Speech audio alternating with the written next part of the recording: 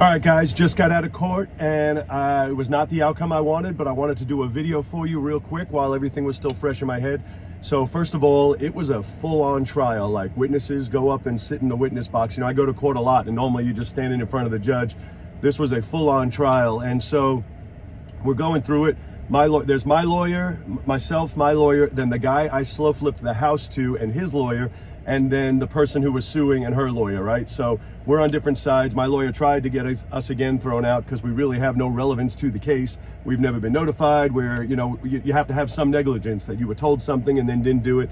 But he said no, he still wanted to keep us on. So anyway, so they're going through all the paperwork, and then they're going through the, the medical bill. She says she slipped and fell. They're introducing everything into evidence, and then her lawyer asked her a bunch of questions. And then the guy that I slow flipped the house to, his lawyer, started to cross-examine her. And when he started to cross-examine her, everything started to change. The date was wrong, the time of day was wrong from what they put into their original pleadings, right? You're supposed to match up, otherwise you're not supposed to be able to talk about something you didn't put in the pleadings. So that was brought up several times. Then there was text messages that didn't match up with the time and dates of what she said. Even the hospital bill stated that she just fell and then came straight to the emergency room. But meanwhile, then she changed her testimony to I fell the night before and then went in the morning.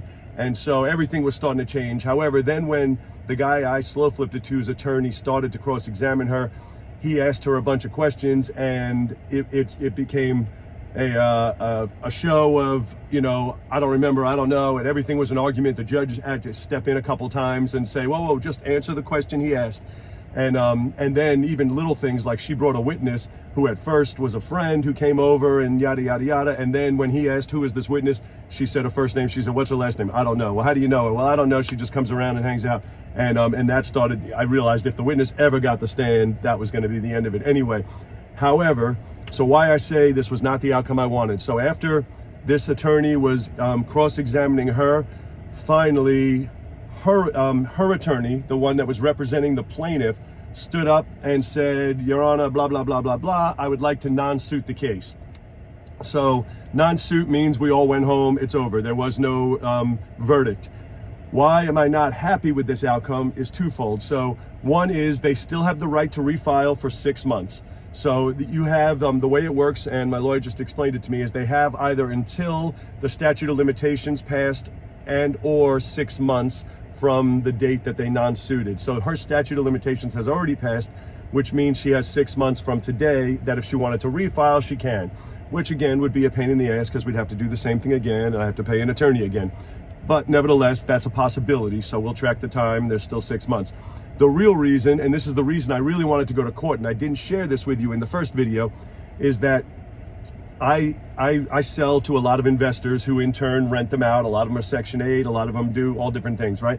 Well, so do my students, right? And I have hundreds of students around the country who are doing the exact same business model. And so what I really wanted to go to court for, the real reason, I said earlier, 2 reasons why I wanted to do this and not use insurance, but the real reason I didn't mention is because I wanted to know the outcome so that when somebody else has this situation, we would be able to say, this is exactly what's going to happen and here's the case law to prove it.